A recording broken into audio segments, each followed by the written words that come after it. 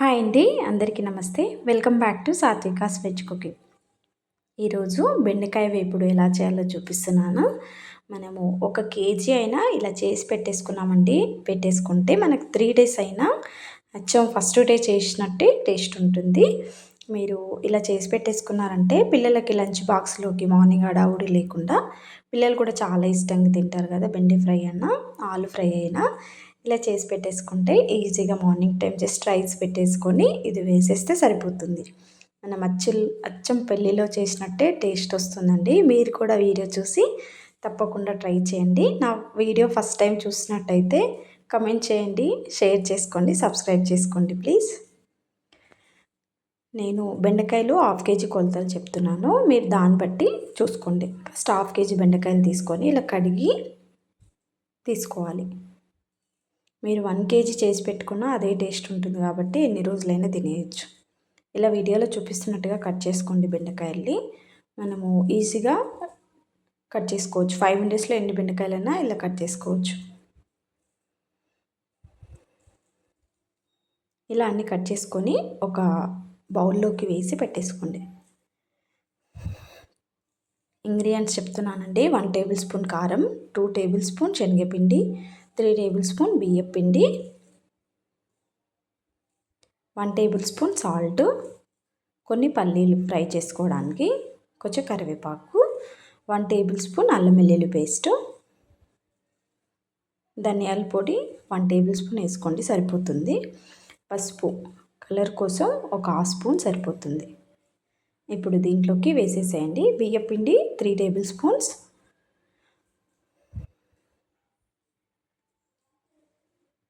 Two table spoon శనగపిండి వేసేసేయండి.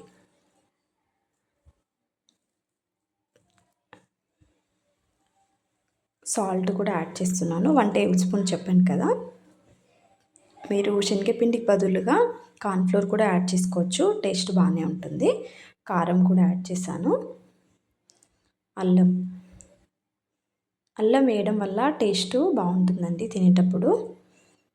అల్లం కూడా యాడ్ చేసుకున్నాక పసుపు కొంచెం, ధనియాల పొడి 1 టేబుల్ స్పూన్ వేసి ఇవి మొత్తము బెండకాయకు పట్టేటట్టు బాగా కలిపేయండి. పిండి ఎక్కువ వేసుకుంటే బెండకాయ అనేది కొంచెం టేస్ట్ రాదండి. కొంచెమే వేసేసుకోవాలి. మీరు బెండకాయలు బట్టి పిండి యాడ్ చేసుకోండి. ఇప్పుడు ఇలా ఒక్కసారి కలిపాక మొత్తం పట్టేటట్టు కొంచెం వాటర్ చిలకరించుకుంటూ మళ్ళీ ఒకసారి కలిపేయండి. వాటర్ ఎక్కువ వేసేసుకోకండి, జిగురు వస్తుంది అప్పుడు.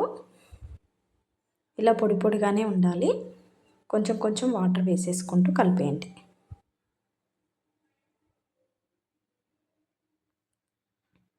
ఇలా అన్నిటికీ పట్టేయక కొంచెం సేపు సైడ్లో పెట్టేయండి.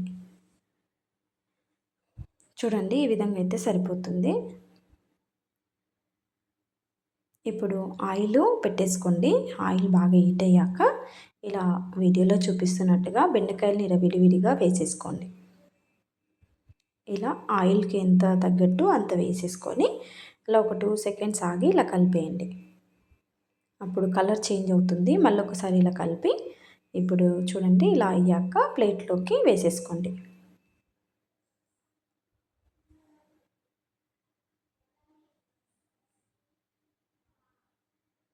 ఇప్పుడు దీంట్లోకి కారం కావాలి కదా. వెల్లుల్లి ఒక 10 లేదా 12 వెల్లుల్లి తీసేసుకోండి, పొట్టు తీసి.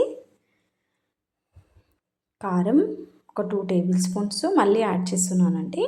నేను అప్పుడు 3 టేబుల్ స్పూన్ తీసుకున్నాను, 1 టేబుల్ స్పూన్ అప్పుడు యూజ్ చేశాను. కొంచెం సాల్ట్, కొంచెం పసుపు యాడ్ చేశాను. ఇది ఒకసారి మిక్సీకి పట్టి సైడ్లో పెట్టేసుకోండి. ఇప్పుడు దీంట్లోనే ఆయిల్లో పల్లీలు కూడా యాడ్ చేశాను.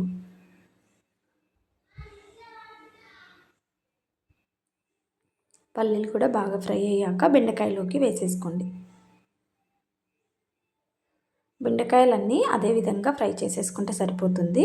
కరివేపాకు కూడా ఇలా చూడండి ఒకేసారి చిట్లుతుంది. ఇలా పెట్టి ఫ్రై చేసేసుకోండి కరివేపాకు అనేది.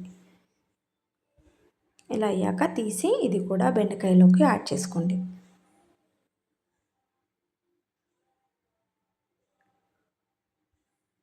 ఇలా అన్నీ యాడ్ చేసుకున్నాక దీనిలోకి మనం ఇందాక మిక్సీకి పట్టేసుకున్నాం కదా కారం, వెల్లుల్లి కారము అది యాడ్ చేయండి దీంట్లోకి వేసి ఒకసారి బాగా కలపండి. కారం అనేది ఇదే సరిపోతుంది. వెల్లుల్లి వేయడం ద్వారా టేస్ట్ అనేది బాగుంటుంది ఇలాగా వేసుకుంటే. ఇలా అంతా కలిపి ఒక 2 సెకండ్స్ అలా చల్లారినాక వేడిగా ఉన్నప్పుడే వెల్లుల్లి కారం కలపాలండి. ఇలా మొత్తం కలిపి అలా 2 సెకండ్స్ వదిలేసి ఒక గిన్నెలోకి ఇలా వేసి పెట్టేసుకోండి. ఎన్ని రోజులైనా చాలా బాగుంటుంది టేస్ట్. 3 డేస్ అయినా చాలా బాగుంటుంది టేస్ట్. ఇలా ఒక్కసారి చేసి పెట్టుకోండి. బెండకాయ ఫ్రై ఎలా ఉందో మీరు కూడా తప్పకుండా ట్రై చేయండి. వీడియో నచ్చితే లైక్ చేయండి.